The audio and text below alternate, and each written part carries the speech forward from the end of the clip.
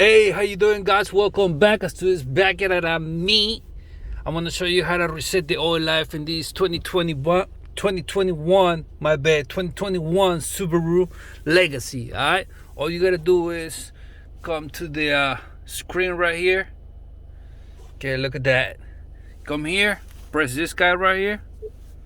It's gonna take you here. All right, and then go to car info. Press that. Then on top, you see maintenance. Okay, press that. Maintenance. Then you're gonna see all this. All you gotta do is press reset here.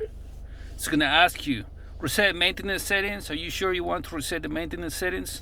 Okay. Maintenance settings have been successfully reset. And that's how you reset the oil life in this 2021 Subaru Legacy. Alright? If you wanna set this thing up like let's say you want the notification to pop up every 3,000 miles, let's say 5,000 miles. You put the number, set, there you go. Now press X, there you go. So every 5,000 miles you'll see the engine oil notification letting you know that it's time for the service.